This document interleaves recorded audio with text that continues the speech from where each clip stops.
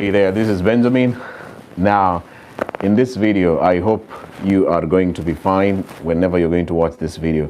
I want to briefly talk about what you should do when you meet a grieving person. A few weeks ago, I met a friend, and when we started talking, me and her, she told me about something which was very touching, and this was the loss of her daughter. She told me she had lost her daughter last year, and the pain and the process of grieving was still affecting her so much. In fact, I met her where she was seated somewhere in a corner alone and crying. I didn't know she was grieving the loss of her daughter. The first reaction for me when I discovered it's because of her daughter was I told her that I knew or I understood the pain she was going through. The reason why I told her that it's because me too, personally, I have gone through the same experience, probably many years compared to her. And you is going to watch this video, I am sure, maybe you have lost a family member or a friend or someone that you really cared for.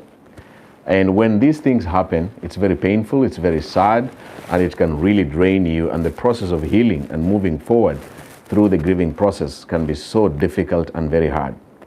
And that's why you may be tempted at the first reaction when you meet somebody telling you this experience, for you is to say, hey, I understand what you're going through.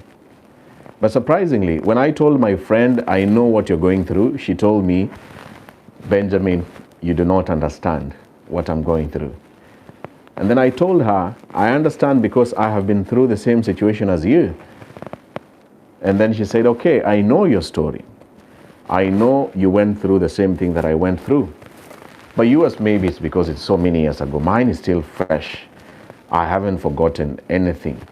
I am still like it just happened the other day. And the same way with you, if somebody told you the same response that I got from this lady, you will feel like you offended her. You were not supposed to do it, or your words were not comforting enough to make her feel better. And I want to challenge you, yes, sometimes you can I want to call it as a mistake, because when you meet somebody who is grieving and you tell them, I understand what you're going through, you may get a response from them that may make you think maybe they are just being rude, or they didn't expect you to even tell them those things or those words that you're telling them.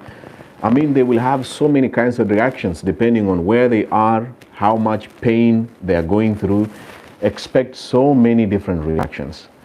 But one thing that I learned from that experience with that lady was saying that you understand the pain of somebody, what he or she is going through, is not really the truth.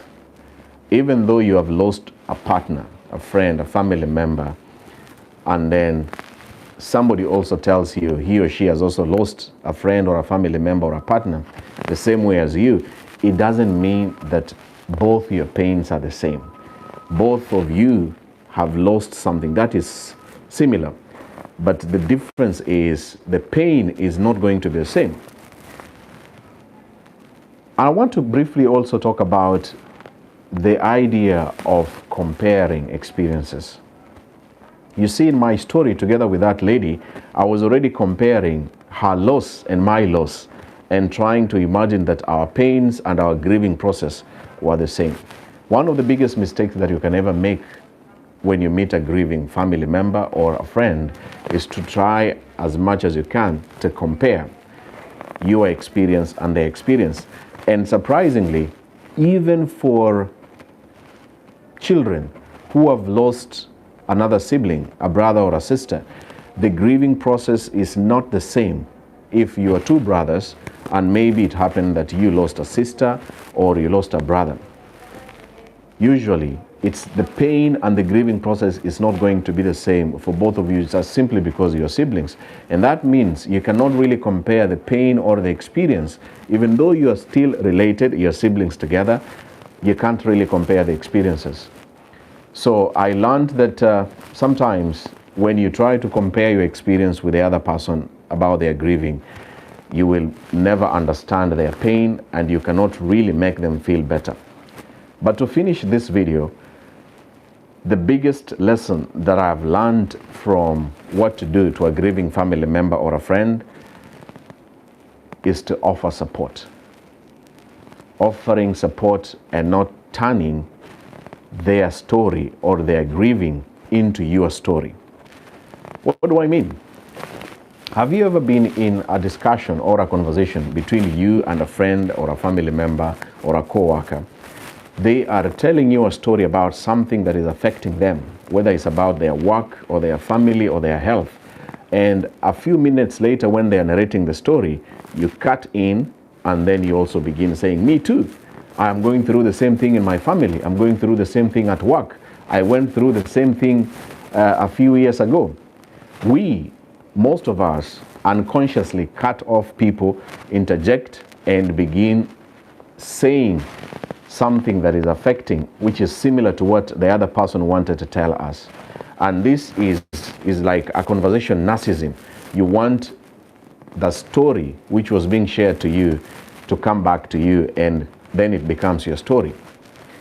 I did that for that lady when she was trying to tell me her loss, because I interjected. I stopped her from continuing to say what she was saying, and then I started narrating my story, and I expected her to listen to me and feel better because of my story. That is one thing that I hope from this video. Every time you meet somebody, whether it's a family member or a friend, sharing their story or trying to tell you about a loss of something or a loss of someone, the best thing that you can offer them is the support. And I will give you this example. If somebody said, I really need a new pair of shoes this week, instead of saying, me too, I need a pair of shoes, you can offer support by asking that person, why? What kind of shoes would you like to get this time? And this allows the other person to continue talking with you and sharing you the story. It will not even be about the shoes. It will turn out to be about something else deeper that can actually connect the two of you and can be very, very interesting for both of you. So let me know in the comments down there below what you should do to a grieving friend or a family member. These are some of the 3 biggest lessons that I've learned. Every time I meet somebody who is trying to narrate to me or tell me something that he or she is going through that's very painful, I try to follow these 3 ways so that I allow that person to express as much as they feel and what they are going through. Remember, as I said from the beginning, do not try to imagine that you understand the pain of that person. Secondly, do not try to compare his or her story or experience with yours. And last but not least, remember always to offer support and not to shift their story into your own story. Thank you so much for watching this video. I hope you can share it to a friend or a family member. And if you're grieving, my heart goes to you. I wish you all the best through the journey. If it becomes tougher, then sometimes you may need professional help so that you can move on with life and overcome this process that seems to be very difficult and unending for you. Thank you for watching this video. Please share it to a friend or a family member. And don't forget to click the subscription button down there below so that you can be able to receive more new content whenever I will post on this channel. Until then, goodbye. Enjoy the rest of your day. Thank you. Okay.